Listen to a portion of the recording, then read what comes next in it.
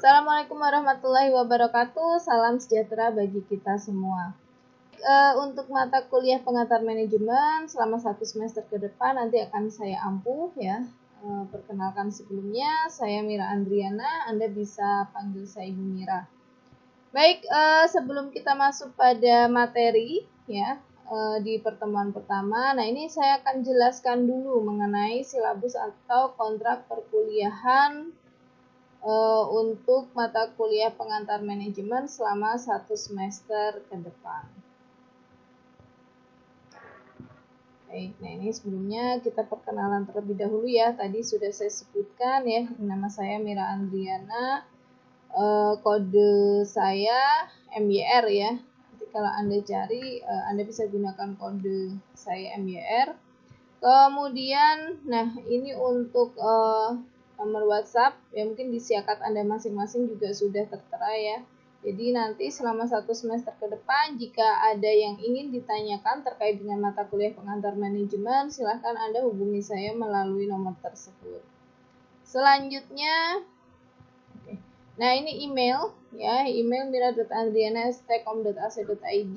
Nanti Anda akan diberikan pembelajaran mengenai manajemen dan tata kelola manajemen, bagaimana memahami fungsi-fungsi manajemen yang harus dilaksanakan oleh seorang manajer dalam sebuah organisasi atau perusahaan. Kita lanjutkan lagi pada capaian pembelajaran. Ya, nanti diharapkan Anda semua setelah mengikuti kelas selama 1 semester ya, atau setelah Anda mengikuti kelas pengantar manajemen, di akhir semester, Anda semua akan dapat menjelaskan tentang arti manajemen dan fungsi-fungsi manajemen serta penerapannya di dalam perusahaan atau organisasi. Selanjutnya untuk buku acuan, ya untuk buku acuan di sini saya gunakan 2 buku. Nah ini yang untuk buku utamanya saya gunakan milik Agus Wibowo ya, ini Bapak Dekan di Fakultas Komputer dan Bisnis. Nah, beliau menyusun buku pengantar manajemen dan ini dijadikan buku acuan utama. Kemudian yang kedua, buku penunjang. Nah, ini saya gunakan Mirik Harahap dan Amanah Dita ya dengan judul pengantar manajemen terbitan Alfabeta Bandung. Nah, untuk buku acuan ya Anda bisa gunakan berbagai macam buku ya terkait dengan pengantar manajemen ya. Nanti Anda bisa search ya di Google untuk buku penunjang lainnya ya. Mungkin banyak e-book terkait dengan pengantar manajemen. Nah, Anda bisa gunakan sebagai referensi juga. Masuk pada komponen penilaian. Nah, untuk komponen penilaian mata kuliah pengantar manajemen, ya ini nanti terbagi menjadi 3 komponen. Yang pertama adalah kuis dan tugas. Ya, ini kuis dan tugas itu 25%. Kemudian untuk UTS 35% dan untuk UAS 40%. Ya, jadi saya harap untuk setiap komponen nilai ya Anda perhatikan khususnya UTS dan UAS ya karena cukup berpengaruh terhadap nilai akhir Anda masing-masing. Persentase kehadiran ini by system ya. Saya lihatnya dari persentase kehadiran Anda yang ada di siakat. Jadi jangan sampai lupa untuk melakukan presensi ya. Yang akan kita bahas setiap minggunya, kemudian tugas ya yang saya berikan untuk setiap pertemuan UTS dan UAS. Ya. Baik, kita masuk pada materi yang pertama ya untuk mata kuliah pengantar manajemen yaitu dasar-dasar manajemen. Baik, saya geser dulu untuk PowerPoint-nya. Saya close dulu.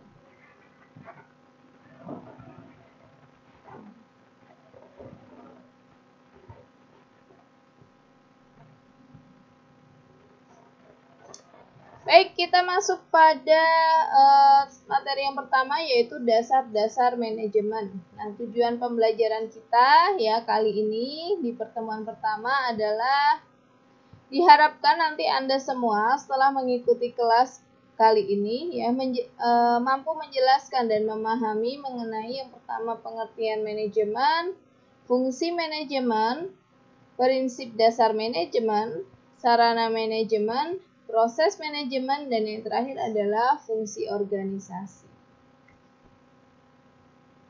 Baik, kita masuk ke pembahasan yang pertama terkait dengan definisi manajemen. Ya, mungkin ini istilah yang sering Anda ucapkan ya, manajemen. Nah, apa definisi dari manajemen itu sendiri?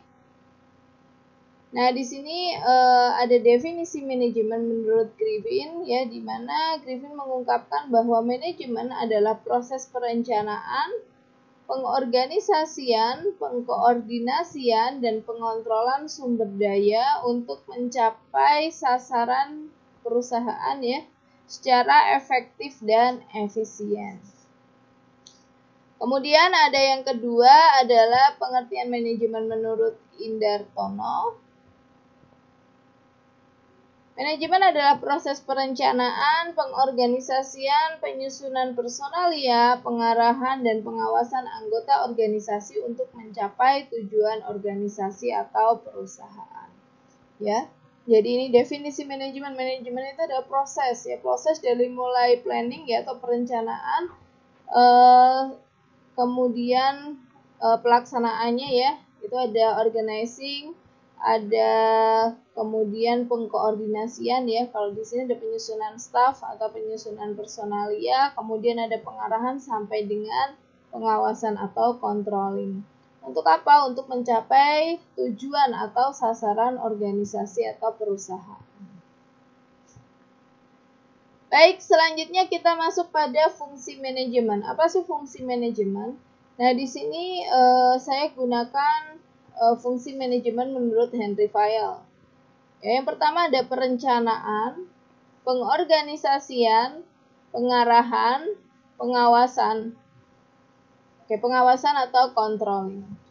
Ya, jadi menurut Henry Fayol ini ada 4 ya fungsi manajemen. Mungkin nanti kalau Anda googling ya ada kayak menurut Knuth. Nah, itu nanti ada 5 ya fungsinya. Jadi setelah pengorganisasian itu ada yang namanya penyusunan staff atau penyusunan personalia ya, kemudian baru pengarahan dan pengawasan. Cuman kalau berdasarkan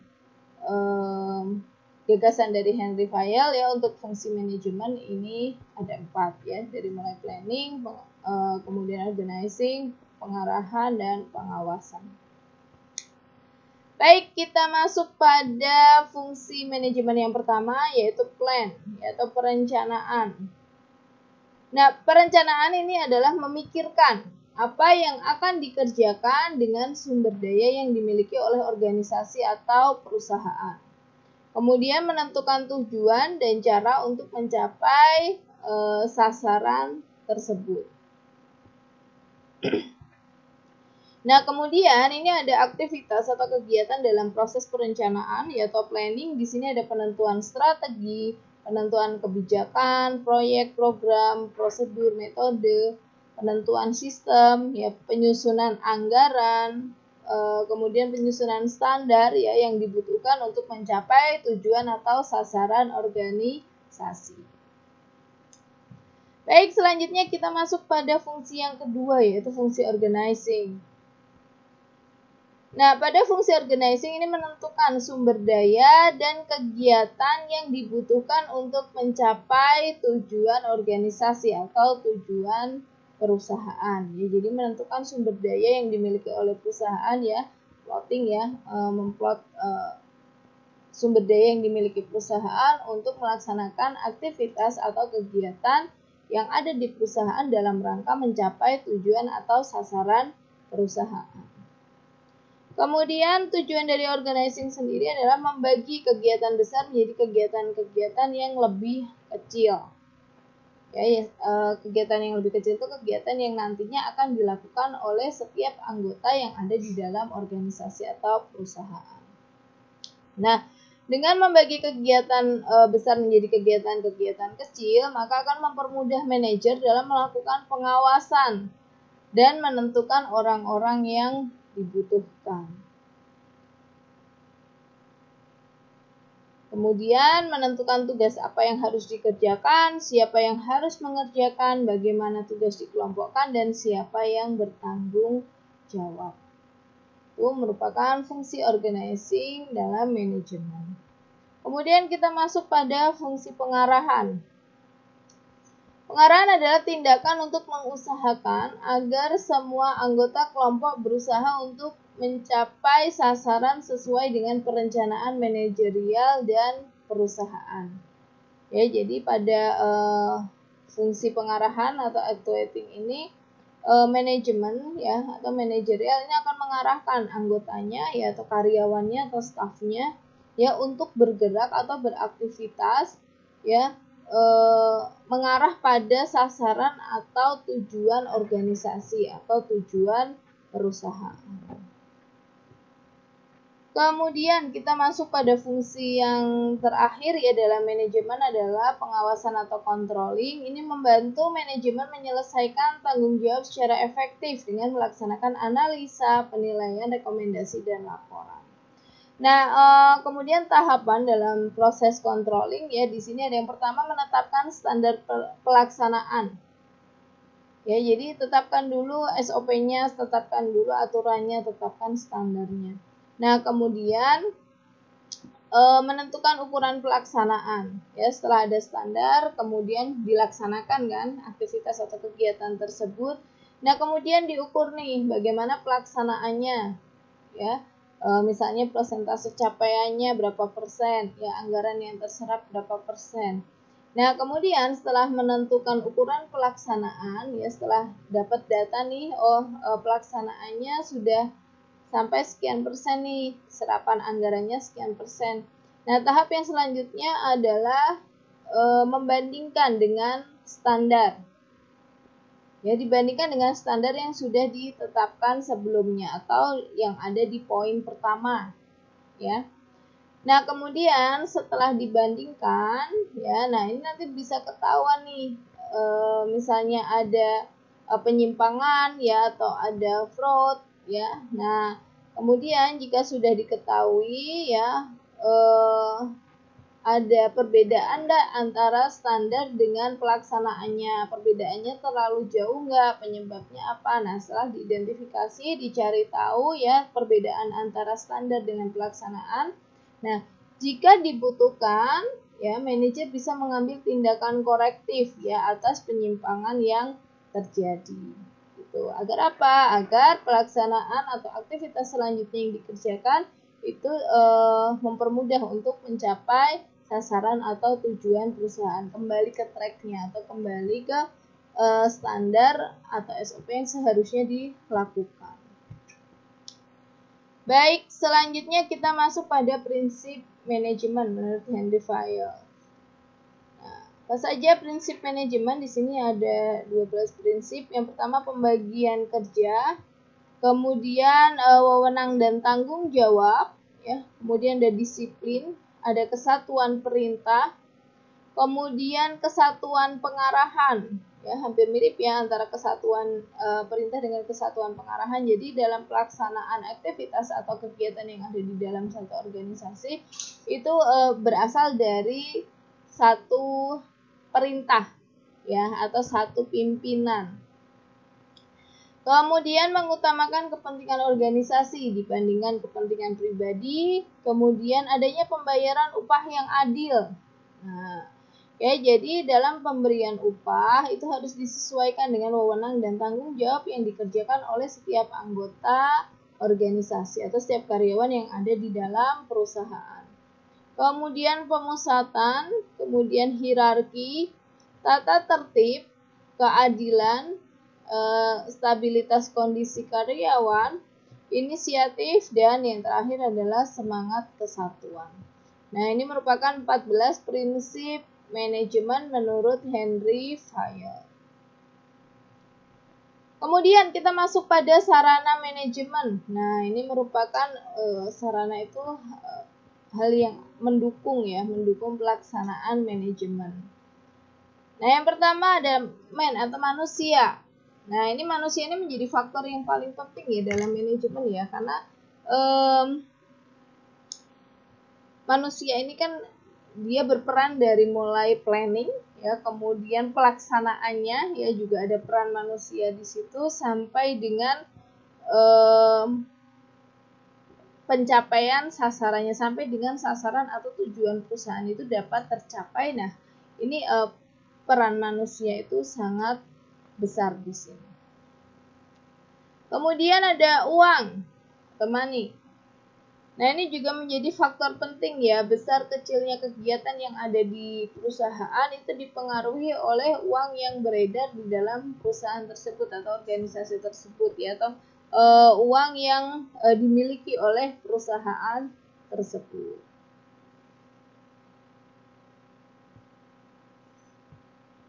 Kemudian material. Nah, ini juga menjadi sarana pendukung ya dalam proses manajemen. Ini mulai dari bahan mentah sampai dengan bahan setengah jadi sampai dengan bahan jadi. Kemudian ada mesin ya. Nah, ini untuk mesin memberikan kemudahan ya. Dengan adanya mesin ini dapat memberikan kemudahan, kemudian bisa memberikan keuntungan yang lebih besar ya, karena dengan mesin ini misalnya jumlah produksinya menjadi 2 kali lipat lebih banyak daripada dikerjakan manual oleh manusia. Kemudian dengan mesin juga mampu menciptakan efisiensi. Kemudian ada metode ya, metode atau cara kerja. Nah, ini metode ini yang memperlancar ya pekerjaan manajemen ya. Metode ini adalah cara kerja atau apa saja atau hal apa yang harus dilakukan oleh manajemen, bagaimana caranya. Nah, ini ada di poin metode. Kemudian yang terakhir ada market ya, atau pasar. Nah, ini pasar ini kan yang menerima produk ya, yang menerima produk yang dihasilkan oleh suatu perusahaan ya, sehingga perusahaan tersebut dapat terus berjalan ya. Kalau diterima oleh pasar ya, kas aliran cash inflow-nya juga ada di dalam perusahaan. Nah, itu bisa dioperasionalkan lagi ya untuk memproduksi produk yang mungkin bisa lebih banyak lagi ya, sehingga perusahaan itu dapat terus berjalan ya, atau dapat terus beroperasional. Baik, selanjutnya kita masuk dalam proses manajemen. Nah, proses manajemen ini mengacu pada definisi dan fungsi manajemen ya. Jadi ada yang pertama proses perencanaan. Nah, ini dalam proses perencanaan ini meliputi gagasan ya, di mana manajemen mengantisipasi berbagai kondisi seperti peluang dan kendala di masa yang akan datang, dan berusaha menetapkan lebih dulu apa yang harus dilakukan dan apa yang akan dicapai. Kemudian proses yang kedua adalah organizing atau pengorganisasian. Ini menempatkan orang, sarana dan sumber daya dalam satu hubungan yang kondusif untuk mencapai tujuan. Ya, jadi dalam proses organizing ini melakukan plotting ya, atau pembagian SDM ya, SDM di dalam satu organisasi ya, yang dengan tujuan untuk mencapai sasaran ya, atau tujuan perusahaan tersebut. Kemudian ada proses pelaksanaan. Ini memberikan arahan, memberikan perintah kerja ya, memberikan dorongan dan motivasi serta pemecahan masalah. Kemudian yang terakhir ada proses pengendalian. Ini melakukan pengamatan, mencermati laporan, dan melakukan inspeksi supaya pekerjaan di semua bagian sesuai dengan persyaratan kualitas dan ketentuan rencana hasil dan sesuai dengan anggaran biaya yang sudah ditetapkan sebelumnya. Nah, ini adalah proses manajemen. Baik, selanjutnya kita masuk ke dalam organisasi ya. Nah, ini sedikit ya, nanti saya akan bahas mengenai organisasi ya, karena kita ketahui yang manajemen yang kita bahas ini diimplementasikan di dalam organisasi atau perusahaan ya, sehingga di sini saya akan bahas sedikit mengenai apa sih yang dimaksud dengan organisasi. Baik, nah ini di sini ada definisi organisasi ya. Yang pertama menurut James Stone, ini organisasi adalah suatu pola hubungan yang melalui orang-orang di bawah pengarahan atasan untuk mengejar tujuan bersama. Kemudian ada definisi organisasi menurut Chester Bernard. Ya, organisasi merupakan suatu sistem aktivitas kerjasama yang dilakukan oleh dua orang atau lebih. Dan definisi yang ketiga terkait dengan organisasi ini ada menurut Stephen Robin. Ya, organisasi adalah kesatuan sosial yang dikoordinasikan secara dasar dengan batasan yang relatif dapat diidentifikasi yang bekerja terus-menerus untuk mencapai tujuan bersama.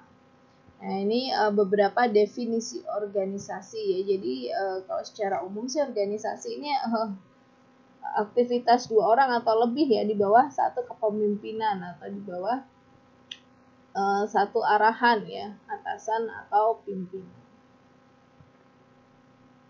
Oke. Nah, ini baik, saya munculkan dulu ya semua. Oke. Nah, di dalam organisasi sendiri ya, setiap individu itu dapat berinteraksi dengan semua struktur yang terkait, baik itu secara langsung maupun tidak langsung. Ya, jadi di dalam organisasi itu kan banyak orang-orang ya yang saling berkaitan ya, banyak individu yang saling berkaitan antara satu dengan lainnya. Nah, sehingga di sini di dalam organisasi itu semua individu atau setiap individu itu mampu berinteraksi ya, dengan semua struktur ya, baik secara langsung maupun tidak langsung. Kalau secara langsung itu otomatis dengan atasan yang bersangkutan ya, atau dengan bawahan yang bersangkutan. Nah, kalau yang secara tidak langsung itu berkomunikasi dengan pihak-pihak yang tidak menjadi atasannya atau tidak secara langsung menjadi bawahannya.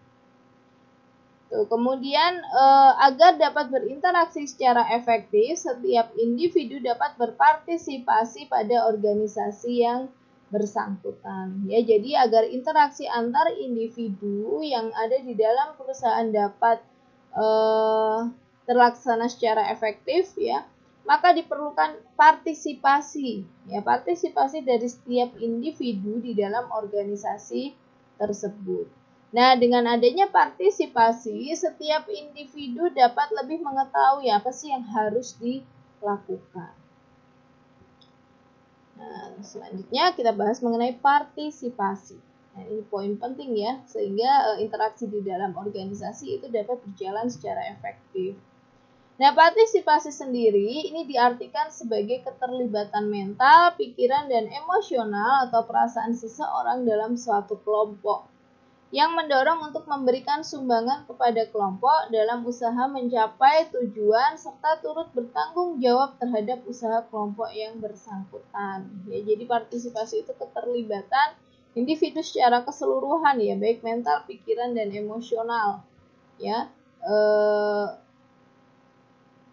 di dalam organisasi atau perusahaan. Selanjutnya kita masuk pada unsur penting partisipasi menurut Davis. Partisipasi atau keikutsertaan merupakan suatu keterlibatan mental dan perasaan lebih dari keterlibatan secara jasmania. Ya, jadi menurut Davis ini partisipasi ini tidak hanya jasmani saja yang ada di dalam organisasi atau perusahaan tersebut ya, tapi di sini keikutsertaan keseluruhan ya, mental, pikiran seseorang ya, selain jasmani ya, karena dia memang ada di organisasi tersebut, tapi pikiran dia, mental dia, emosional dia itu juga turut serta terlibat di dalam perusahaan atau organisasi. Kemudian, kesediaan memberi suatu sumbangan kepada usaha pencapaian tujuan kelompok. Ini berarti bahwa terdapat rasa senang dan sukarela untuk membantu kelompok atau berkontribusi terhadap kelompok. Kemudian yang ketiga, tanggung jawab. Unsur tersebut merupakan unsur yang menonjol dari rasa menjadi anggota. Artinya ada rasa sense of belongings.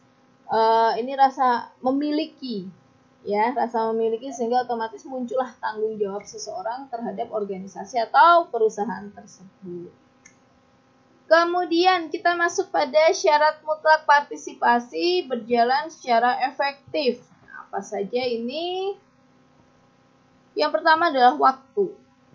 Diperlukan waktu untuk memahami pesan yang disampaikan oleh pemimpin. Pesan tersebut mengandung informasi mengenai apa, bagaimana, serta mengapa diperlukan peran serta seseorang atau individu. Kemudian yang kedua, apabila dalam kegiatan partisipasi diperlukan dana perangsang, ya hendaknya dibatasi seperlunya agar tidak menimbulkan kesan memanjakan, ya sehingga memberikan efek negatif. Ya, jadi kalau misalnya dibutuhkan perusahaan membutuhkan partisipasi seseorang nih, nah ini bisa menggunakan dana perangsang ya, biasanya dalam bentuk uang ya.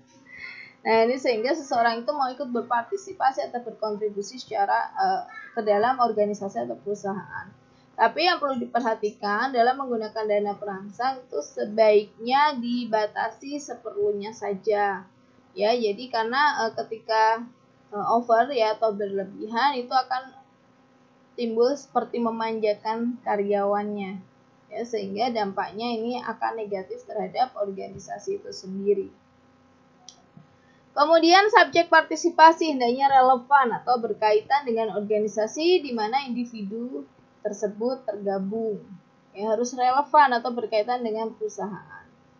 Kemudian partisipasi harus memiliki kemampuan untuk berpartisipasi dalam arti kata yang bersangkutan memiliki ruas lingkup pemikiran, pengalaman yang sama dengan komunikator. Kalaupun belum ada, maka unsur-unsur itu ditumbuhkan oleh komunikator. Ya, jadi yang diminta untuk berpartisipasi juga harus memiliki ruang lingkup ya tadi ya, ruang lingkup pemikiran, pengalaman yang sama dengan apa yang disampaikan oleh komunikator. Ya, komunikator ini orang yang memberikan informasi dan biasanya pemimpin ya. Harus punya background yang sama ya, pemikiran yang sama, pengalaman yang sama. Jadi ketika diminta untuk berpartisipasi itu nyambung. Kemudian, partisipasi harus memiliki kemampuan untuk melakukan komunikasi timbal balik, ya misalnya menggunakan bahasa yang sama atau yang sama-sama dipahami, sehingga tercipta pertukaran pikiran yang efektif atau berhasil. Kemudian, para pihak yang bersangkutan bebas di dalam melaksanakan peran serta tersebut sesuai dengan persyaratan yang ditentukan. Bila partisipasi diadakan untuk menentukan suatu kegiatan, hendaknya didasarkan pada kebebasan dalam kelompok. Artinya tidak dilakukan pemaksaan atau penekanan yang dapat menimbulkan ketegangan atau gangguan dalam pikiran atau jiwa pihak yang bersangkutan. Hal ini didasarkan pada prinsip bahwa partisipasi bersifat persuasif.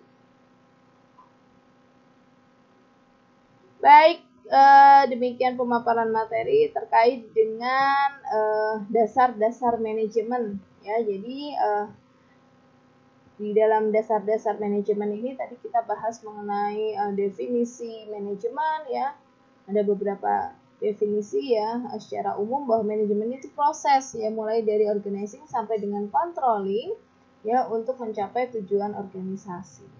Kemudian kita sudah bahas juga untuk fungsi manajemen ya. Di sini saya gunakan Henry Fayol, ada 4 fungsi manajemen ya, planning, organizing, kemudian actuating atau pengarahan, dan yang terakhir ada controlling atau pengawasan ya. Kemudian kita juga sudah bahas tahapan ya dalam proses manajemen itu apa saja ya. Kemudian kita juga sudah bahas prinsip manajemen, ada 14 prinsip manajemen ya yang harus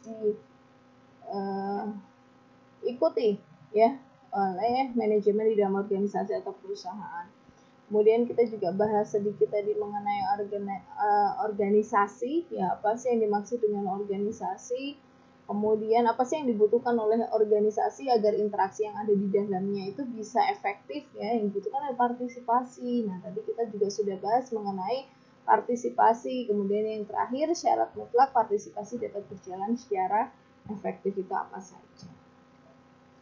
Ya, baik, sukses dan sehat untuk Anda semua. Terima kasih.